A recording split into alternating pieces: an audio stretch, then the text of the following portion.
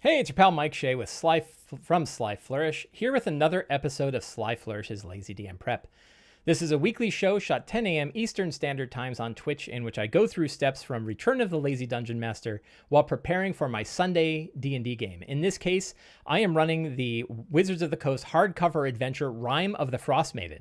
This is session 2. This is going to be session 2 of our game. So in the last game was our first real session of the game. We had done a session 0. We knew who the characters were. And we started off the session in the North Look Inn in Bryn Shander. And we had a time where we went all the way around. We said, you're all sitting around the fire. And you are all... your eyes are kind of going around to everybody else there. And I said, let's have each player describe their characters. So this time I got better notes about who their characters are, what they want, why they're there, and sort of what's going on. And we got some really interesting stuff. So when I go through the characters today, you will get to learn more about each of the 6 characters we have for this campaign.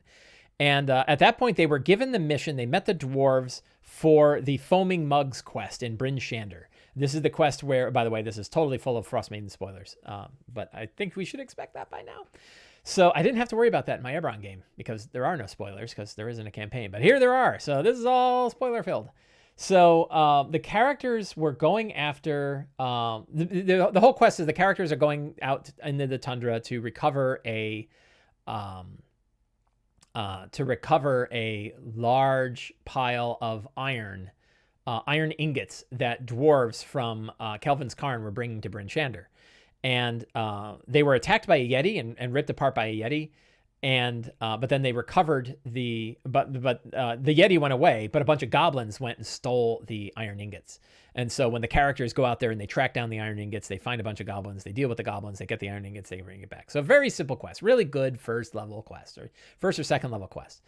And in this case, it was second level. You could run this adventure at first level. Like I feel like as long as you don't have the polar bears get involved, and maybe you don't have the goblin boss get involved, it would make for a pretty good first level quest. Go out into the tundra, deal with the goblins that are stealing it, and then level them up to 2 as soon as they do it. I think that would not be a bad way to go with this campaign. I had leveled them up to second level after one encounter. Thinking back, I probably would have run this quest as a first level quest, and I think it could work out. And then they level to 2 as soon as they're done. So in our game, they traveled across the snowy wastelands. They followed the tracks. They found the dwarf, the ripped apart dwarf who got killed by a Yeti. They saw that the Yeti went off in one direction. They saw that the cart was taken off in another direction. They followed the cart. They saw a bunch of goblins. They proceeded to kill all the goblins. They get the cart. The goblins kind of came in a few different waves. There's like one wave that's actually with the cart. Then there's another wave that's by the other cart that has the goblin boss in it. And then the big question is when the goblin boss sees her entire contingent of goblins being killed by these characters, what does she do? And I said, well, she probably runs, right? So she ran, and I made a big mistake. And my big mistake was, what do you do? And they said, well, we're going to chase her down. And I was like, oh God, like that's not the fun part. And it was late in the session, and I wanted them to get to the next choice.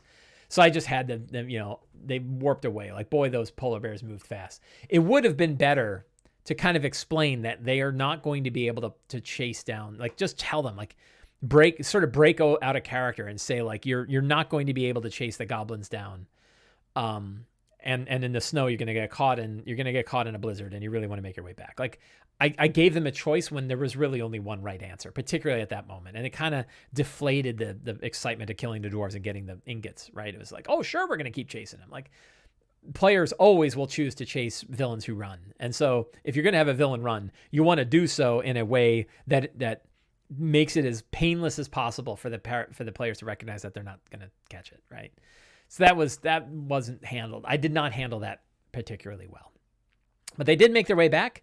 They were offered up 3 new quests, and they chose one of the quests, and that quest was the quest to go to Goodmead and help Goodmead recover their stolen mead, which is another quest that I have run. So I'm okay because I've run this quest for my Wednesday group, so I know how this quest goes, and we shall go there. So let us get our notes up here. Oh, let's go here. Go to Rime of the Frostmaiden. And we are going to drag my Wednesday to the old session notes, and we're going to generate a new session planning template.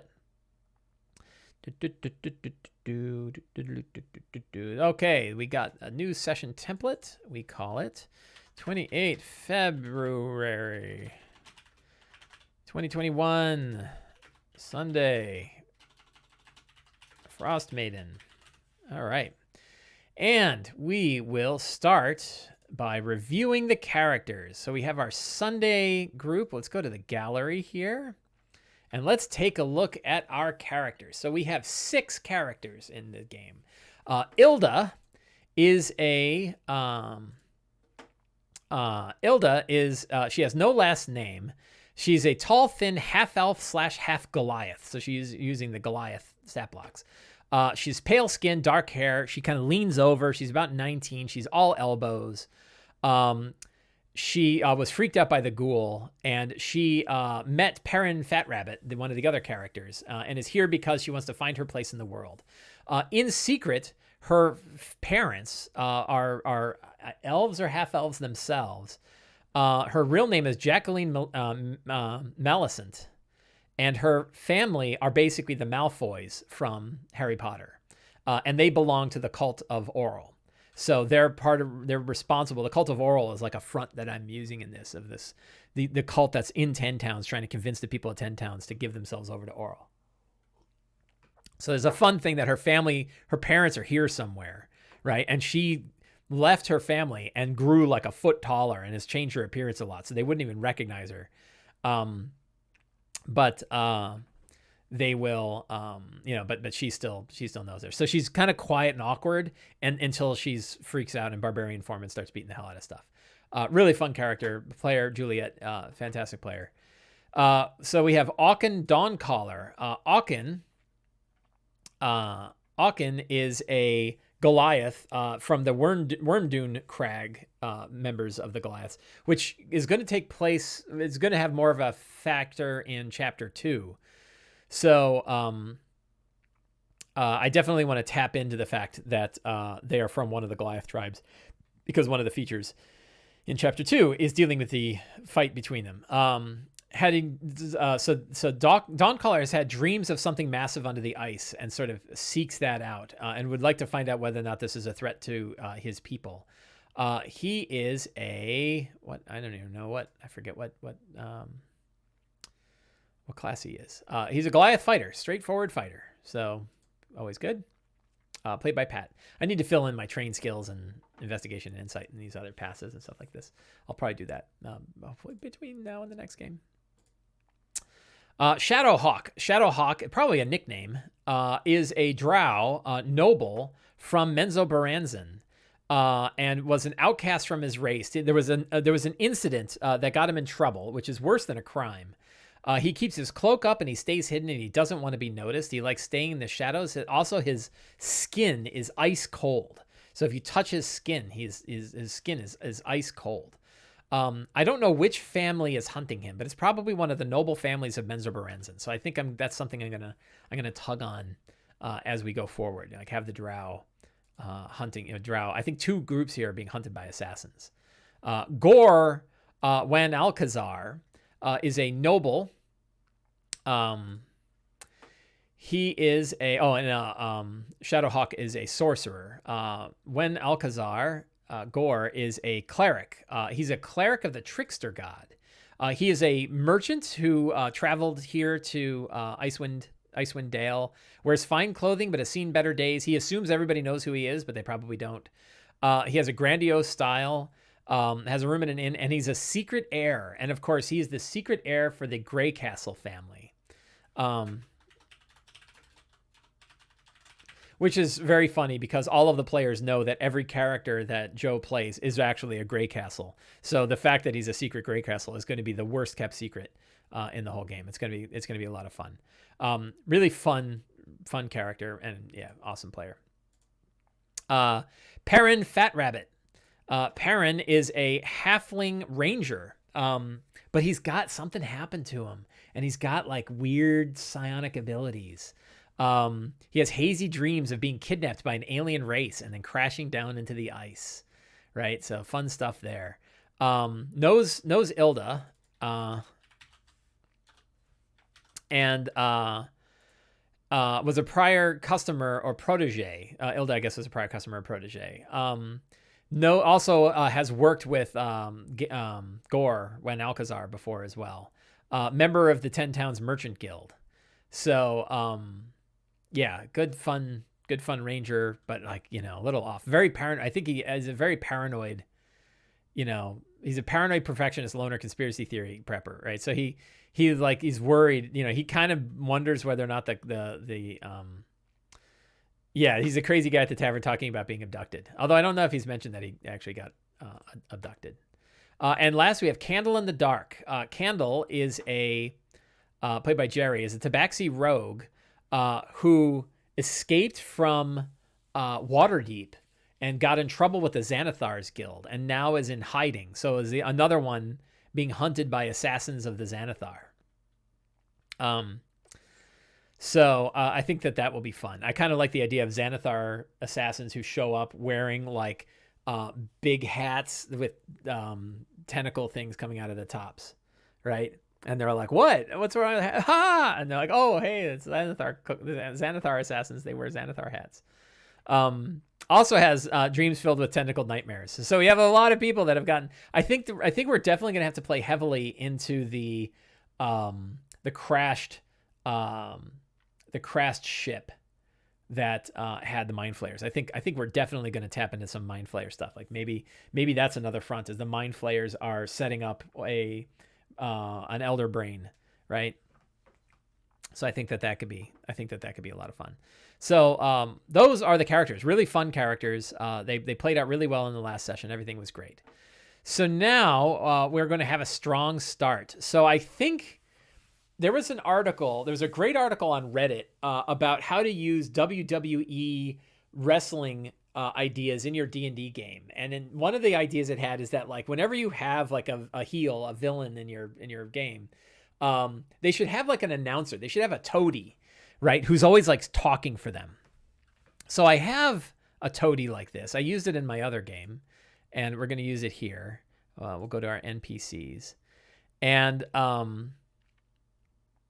was it Brother Styles? I think it's Brother Styles. Yeah, so Brother Styles of the Cult of Oral is a speaker for Sefik Kaltro. So I think Brother Styles is going to burst into the bar, right?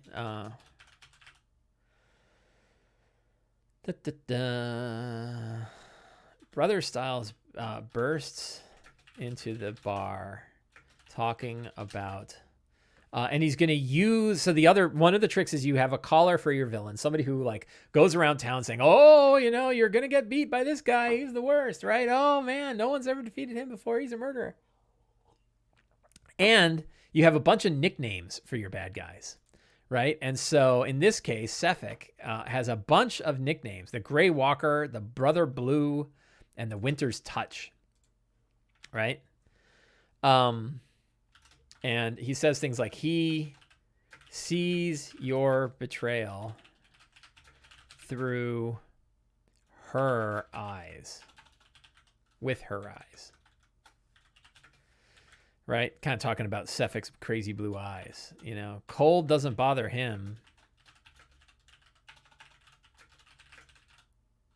Cold doesn't bother anybody. He travels here and there, they say.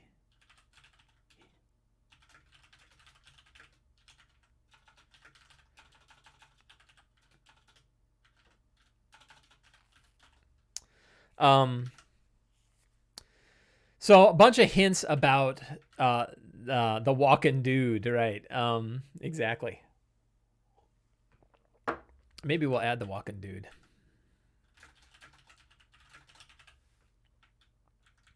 He who walks without a coat, right? Eyes like the ice of a dagger.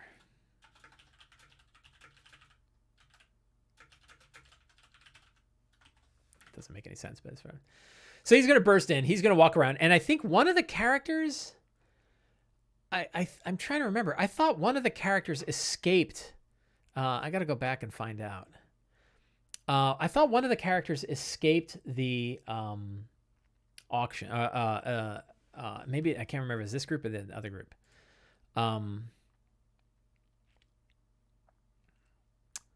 escaped the sacrifice. And that would be really useful. I don't think it was.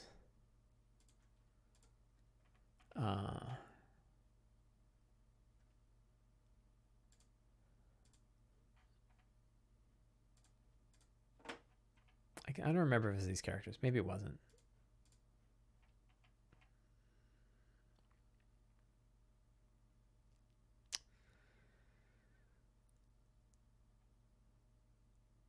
Yeah, I escaped a marker for sacrifice. So that means that Ilda, so this guy is going to look at Ilda and know, right?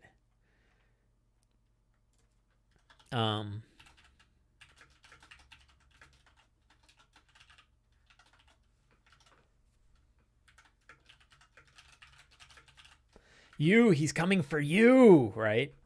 So that could be fun. So the scenes are Brother Styles comes to the bar. That's the strong start. Strong start is Brother Styles bursts in. He's talking a bunch of crazy, right? And the other thing is like he's wearing like tattered robes, but he's not cold, and his ice, and he can like cast like a frost spell that kind of covers the whole area in frost, right?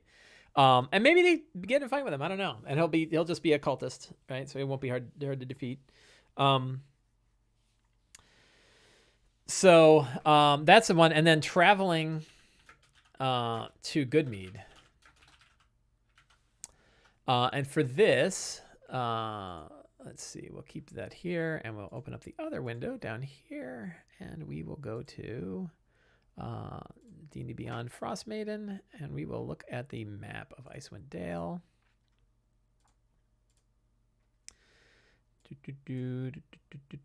And we will look at the locations. So, Bryn Shander.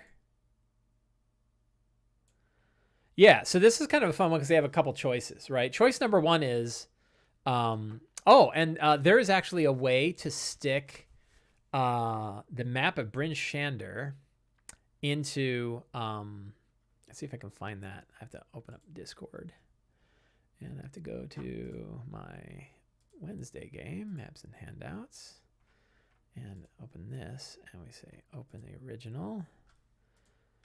Did that open? That looked like it opened, right? Did that open in the right window? Are we showing it? We are showing it. So if you see, it's got a hex. How did I do that? I did that using Owlbear Rodeo. Owlbear Rodeo now has a hex version, and so you can actually drop a hex. It's meant for the tactical play, but you can put a big map on it. And you can also do labels. So if you see like down here, it says 1 hex equals 2.5 miles or 2 hours of travel by road or 3 hours over land.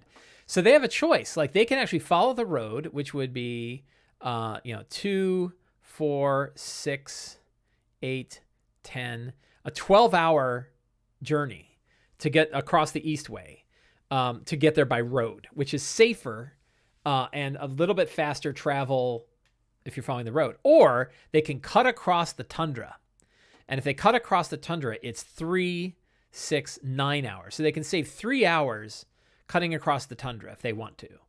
Even though it's slower to cross the tundra, it's a shorter distance to get there than it is this way. So now they have a couple of choices, right? And we can, let's go back to our notes. So travel to Goodmead, 12 hours by road, 9 hours across the tundra.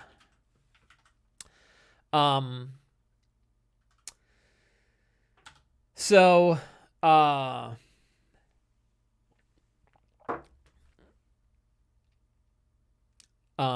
those are a couple of choices that they have, and we probably want to have an encounter occur regardless of what path they take. It doesn't have to be the same encounter, but it'd be nice if you have some kind of event that occurs between their journey from Bryn Shander to Goodmead, either by road or by the tundra. We'll figure that out when we get there. So then they get to Goodmead. At Goodmead, they find out the speaker was murdered. And I'm tying the murder of the speaker to the assassin, to the murderer, rather than to the giants. And they learn that the mead of Goodmead was stolen by giants. by a giant. They sent hunters, but the hunters were killed. Or never came back. And from this point on, we pretty much run the quest as is. So I'm not going to fill out my everything in here because I bought a published adventure and it does the work for me. So we're good. So then we run Mead Must Flow. And then they return to good mead. I would not be surprised if, with all the travel and everything, this is going to be a couple sessions for this quest, which is perfectly fine with me. So that all works. So I think that those are the scenes. So secrets and clues. What's the name of the merchant caravan? So one of the things about following the murderer is that Sefik is traveling with the what are they called? Torgs, right?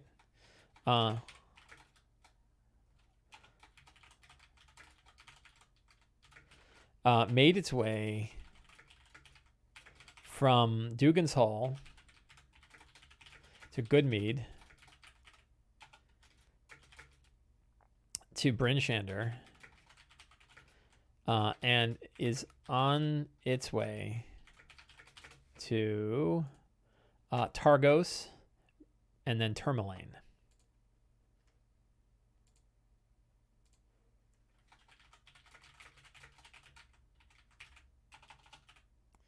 I don't think I'm spelling Tourmaline right.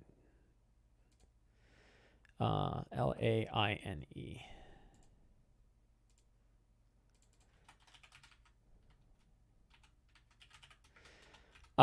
So that's important because if they figure out that the murder is tied to the merchant caravan, they're gonna eventually make their way there. Let's see. The cult of Oral has cultists in nearly all of 10 towns. About half of the people are listening to the cult. The town's speakers worry about revolt should they act directly against the cult. We're going to call them the children because they don't consider themselves a cult. They consider themselves the children of Oral. I love cults. Cults are fun.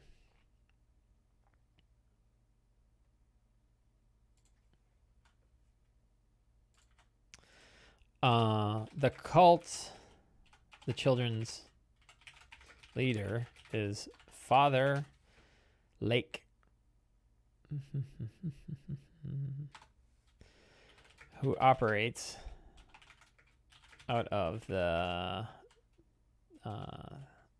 what's it called? Damn. See, one of the problems with like the look up from any other page feature, which is awesome, is that you actually have to remember the name, which I often don't. So the House of the Triad. The House of the Triad. In Bryn Shander. So eventually I want to have like a fun confrontation against the Children of Oral. And I don't know how that's going to play out. And I guess the thing with fronts is you don't know how they're going to play out, right? So right now, that's kind of how it's operating, and we'll see where it goes.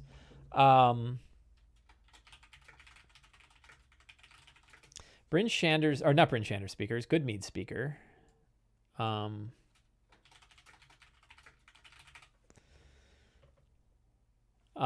Goodmead speaker, whose name is what?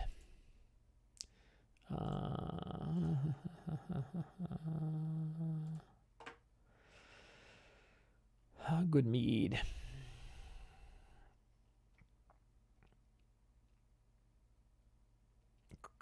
Kendrick Rizzlebarrow.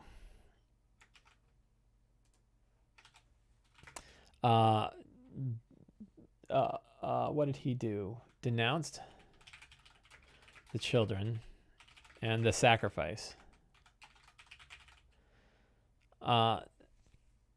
And ended up murdered. Other members, people loyal to Kendrick, took the town's mead out of town so it wouldn't be plundered by cultists, and then lost it to a giant. The taverns all over 10 towns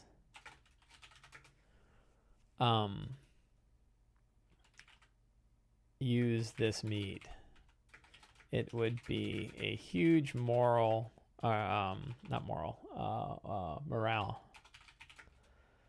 loss if it isn't recovered.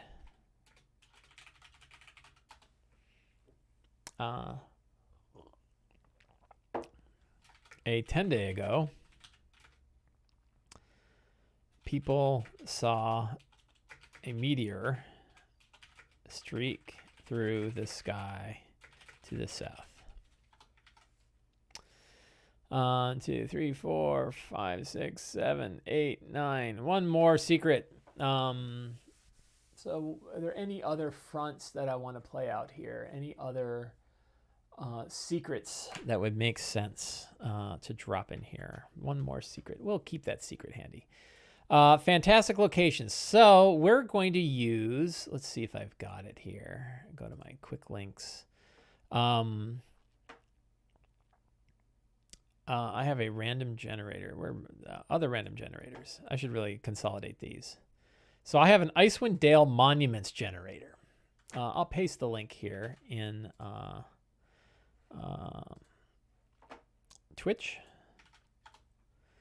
And if you want it, I made this with Perchance. Frozen Thunderous Obelisk of Oral. That's kind of cool. Ivy-covered metallic fountain of the tribe of the tiger. That sounds like a cool. I think we're gonna grab that one. That's a cool one for along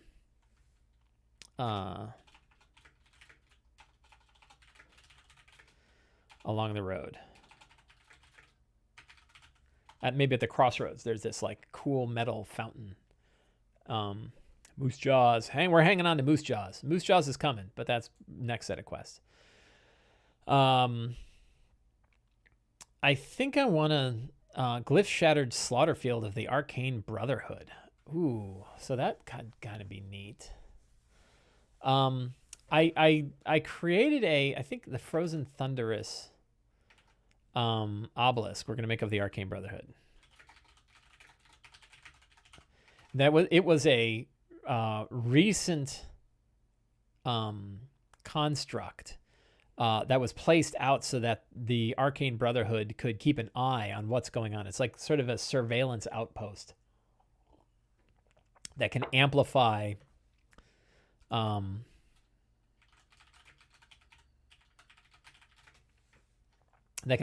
their like scrying spells or listen spells or message spells so that they can sort of cover the whole area. I think that'd be a cool thing to discover. So those are a couple of fantastic locations that we just whipped up. Those are monuments along the journey that we're going to use. And I think I only need those two. I'll pick one more for their journey from Goodmead south to the Giant's Lair. Like they might run into something there. So that'd be kind of cool. So let's grab one more. We'll just hit reload on this. Ancient Marble Shrine of Oral. That sounds cool, right? We like Ancient Marble Shrine. So an old shrine of Oral along the way. Yeah, the D&D Beyond overlay. I need to fix the overlay. I gotta just get rid of it. I don't know if it helps. I don't know how to fix it. I have to fix that in Twitch. So I will fix that next time. Fix Twitch overlay. Thanks for reminding me. I guess I can tie it to the next campaign. I don't know how to do that. Somebody have to tell me how to do that. If you can tell me how to do that quickly and easily, I will do it. But it's hard. So I think that those are 3 good locations. You know, I can always stick the monuments thing and just link it in here.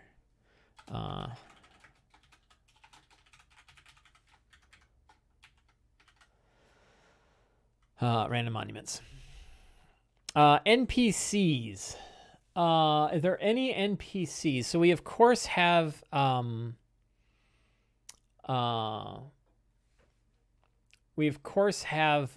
patron.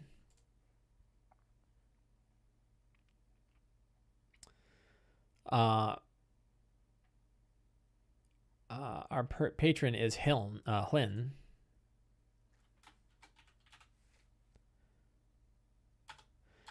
We have Father Lake. We have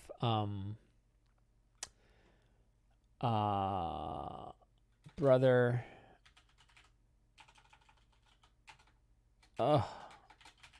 Styles. I want to have who is the head of the cult of Oral in Goodmead. So we're going to come up with, I like this, Laodamia Darkbane. That's a good name. Is that a good one? I like that name. That's a good one.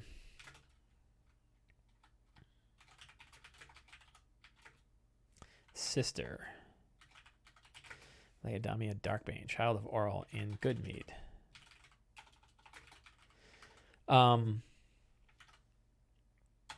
So that's a fun one. Any other NPCs? I don't think so. So monsters. I thought for fun we would look at. So there is a random encounter table in Rime of the Frostmaiden, but there is also an Arctic random encounter table in Xanathar's Guide. So I thought it would be fun to roll on that one. So people in the chat, throw some D100 rolls at me, please. Save me some effort and roll some D100s. Just a few. I don't need a lot. There's 100 of you watching. Let's see, that should be a few D100 rolls. 72. First one up, 72. A griffin. A griffin shows up. So let's put monster, griffin. Let's pick some other ones here. 38 was next up. Okay, you can stop rolling D20. 38 was single file tracks in the snow that stop abruptly. That actually works with the griffin, right? We'll take a look at the griffin. But that's a good one. 72, 38, 85. Winter Wolves. I already have Winter Wolves somewhere else, so we're going to skip that one. 19. These are the 1 to 4. 19. 1d3 winged kobolds with 1d6 regular kobolds. So this might be a fun... that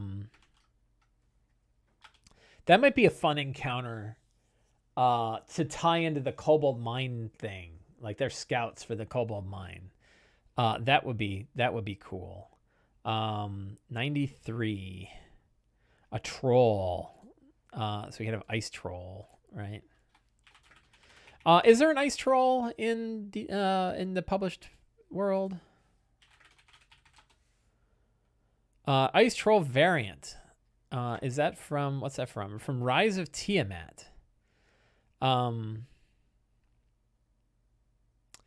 Does it really do anything different than a normal troll?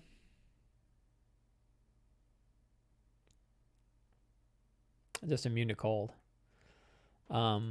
Yeah, so I think we could have an ice troll. So that's cool. Let's look up griffins for a second. Griffins aren't like... Oh, I spelled wrong.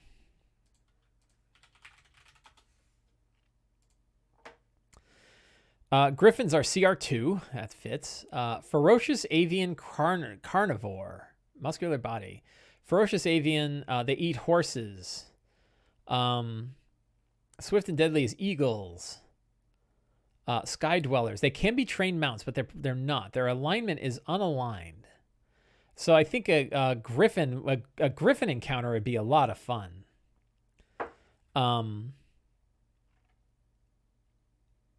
Just a fun random encounter. So I like that one, and I like the winged kobolds maybe on the way back. Might be kind of cool. So we tie these with the fantastic locations. Now we got ourselves some fun encounters along the way. So that works. Is there any... So there's some interesting treasure that exists inside the adventure itself. And we're gonna take a minute and look at the actual adventure because there's some stuff there. But we might as well roll up. One of my favorite things is... let's see. We go here and we go to other random generators and we look at Icewind Dale relics. Warm egg of the Netherese that cast fine traps. I like a warm... What's a Netherese egg? How about instead a corrupted egg?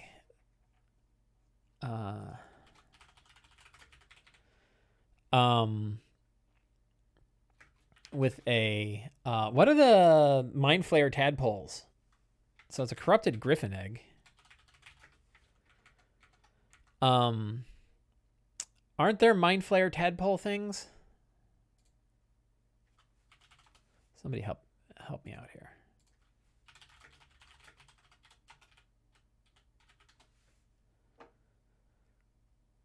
What creates a Mind Flayer? I think Volo's had a bunch of stuff about Mind Flayer. Let's look at Volo's sourcebook, Volo's guide.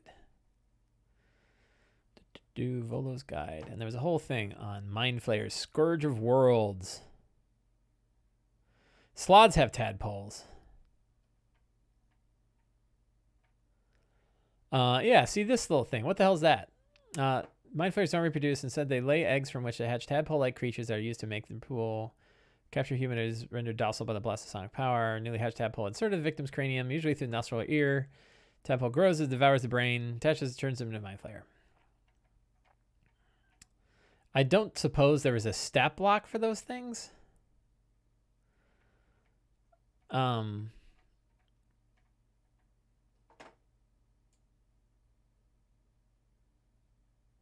There isn't a stat block for it. Okay, but we're going to have it be one of those.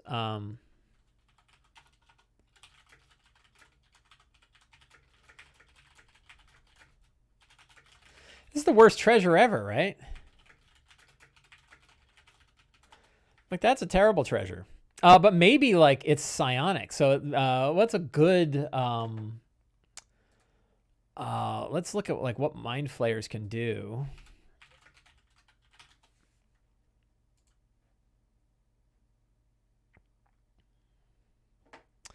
So while they hold the egg, they can cast the spell Detect Thoughts daily. Yeah, I could just use the Slod Tadpole stat block. What is this swarm? Let's take a look at the swarm.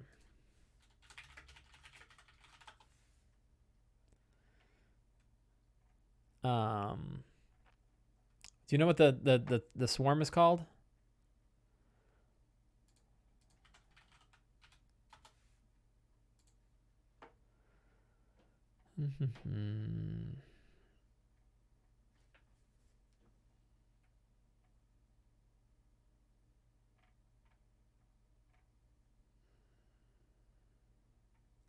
I don't see it.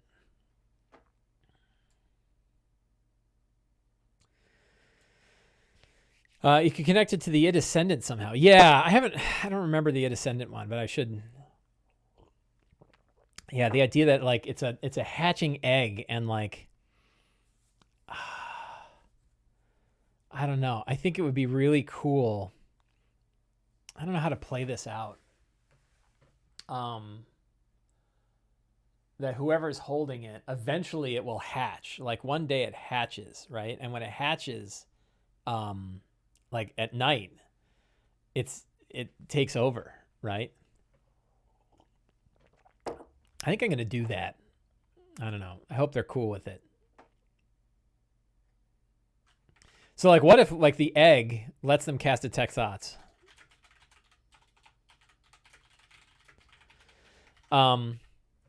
They can cast Detect Thoughts daily. If they use it, then over a certain number of days, it hatches in the night, and then it goes up the nose and into the brain, and it starts slowly devouring their brain. And they can cast Detect Thoughts now, and then eventually they can cast like Levitate, and they're like, "Wow, I'm getting better." And it's like you're slowly turning into a Mind Flayer, right? And they have to get cured of this, so that would be fun. Baldur's Gate 3 plot, yay! How do you get, what would get rid of it, right? How do you rid yourself of the Ceramorphosis? I'm gonna have to read up on this whole thing. Okay, that's a cool treasure. We'll do that. That'll be fun. They'll get that from the Griffin, right? The Griffin, maybe the Griffin's got it, right?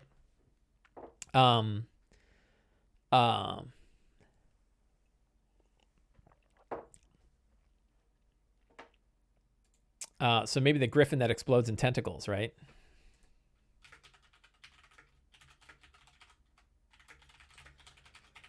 So that'll give an idea what happens. You need the Total Recall tool. Paladin Self. Yeah, so maybe they have a way to get rid of it. And of course, you lose all your powers if you get rid of it. So, so that would be a thing. One other treasure.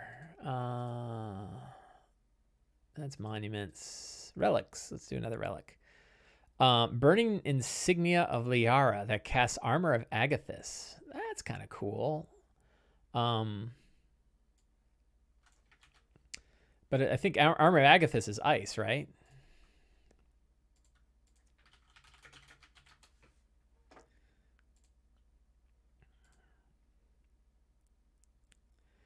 Spectral Frost covers you and your gear. You gain 5 temporary hit points for the duration.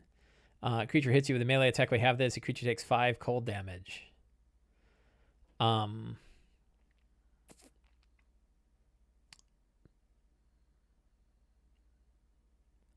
Duration is 1 hour.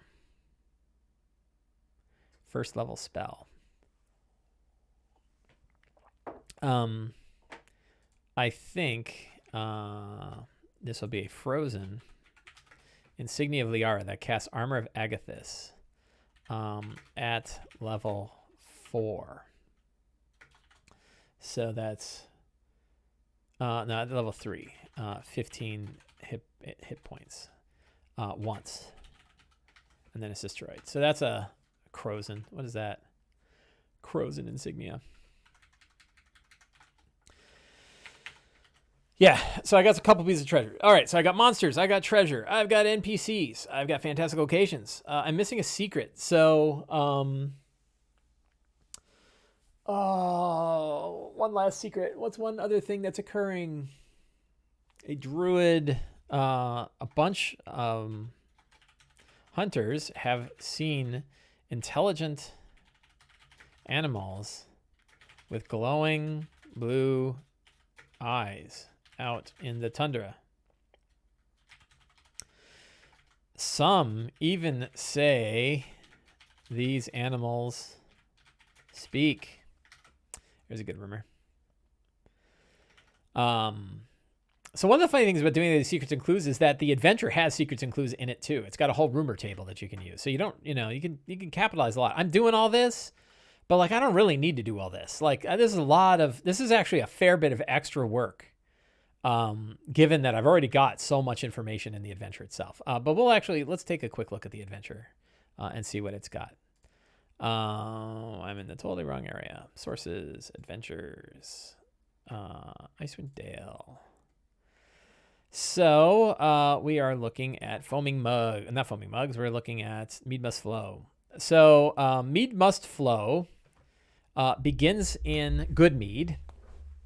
Feth Morin, right? So we have Feth Morin is a hunter who knows a little bit more. We should add him to our secrets or to our NPCs.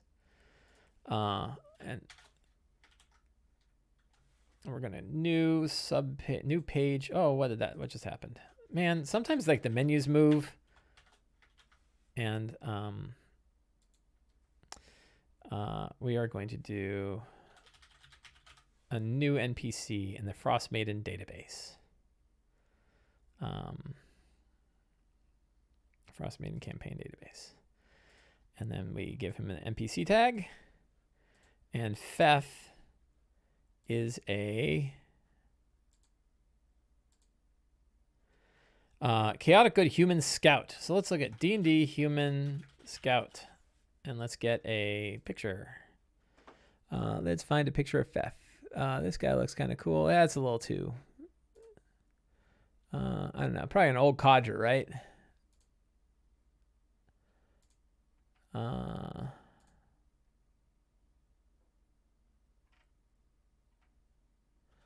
Let's look at D&D human portrait. And let's see. Find an old looking dude. There, that guy looks good. There's Fef. There's good old Fef. Copy the image. Go in here. Bang. Hunter from Goodmead. Right. So now we got our Fef character. Kind of scarred, missing an eye. They're always scarred, missing an eye. Whatever works. So Fef Morin. Out in the woods, he's the one that found the bodies of the people that were killed by the ogre, and he has a fox that is not awakened, but he'll sell the fox. The fox will help find the Chewingas, which means you can complete the Chewinga quest, so that's cool. And then you can find the tracks and get to the Verbeeg lair. And then you choose how to deal with the Verbeegs and get your stuff back. So it's hard at second level, but with 6 second level characters, I think they could, like the Verbeeg Marauder, I think the main thing is like if they attack twice, 2 spear attacks at 14 damage apiece will rip people up. But, I think, it can, I don't know, we'll see how that goes. Ogre is more reasonable, but so it's dangerous. Like what they're dealing with is definitely a dangerous situation. But second level, they're probably okay. And the deal is that they have to complete one more quest after they complete this quest and one more before they get to third level. That's my current plan. So most of it is the situation. One thing in here is that there's a whole cursed. There's an ancient tomb that's cursed, and like you can't, if you take any of the items that are in here, you can't rest. I'm not crazy about that. Like, I think it's fine to have like an item that is, has a detriment to it, but I don't like just plain cursed items. They're kind of boring, and they sort of like, it's like you take an item away from a character before they even had a chance to enjoy it. So I'm not particularly crazy about that. So I don't know how I'll deal with that. Pearl of Power and Wand of the War Mage are both really good. But I think a more interesting curse. What would be a more interesting curse? Somehow, like you're taking over. I love intelligent items, right? So maybe like the chieftain, sort of, manifests around you and can make you do things. I don't know. Sort of builds a new trait. No need for these items to be cursed given their power level. The only problem is 2 of them, so I might just do one of them and it's not cursed, and then maybe they can speak to a spirit of the thing. So, maybe haunted by a ghost might be kind of interesting. Like if you take it, you get possessed by a ghost as of the ghost possession. Let's take a look at a ghost. Ghost. Humanoid, the ghost can see with possessed, the ghost disappears, target is incapacitated, loses control of his body. A ghost now controls his body, but doesn't deprive the creature of awareness. So I think it could do this. Possession lasts, the body drops to 0 hit points. The ghost ends as a bonus action. A ghost is turned off or forced out by spells like Dispel Good and Evil. So you could get rid of it. So we'll see. Wand is basically a +1 sword for spellcasters. I actually think the Pearl of Power is more interesting. It helps more people, so I think I'll probably offer the Pearl of Power.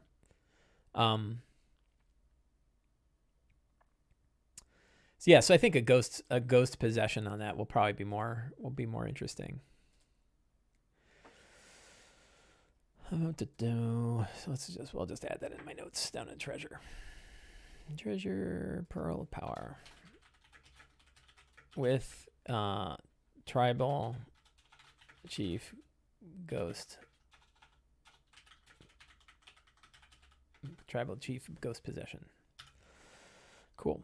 So I think I am all set. I've got plenty of notes. I know where things are going. I got locations. I got NPCs. I got cool stuff going on.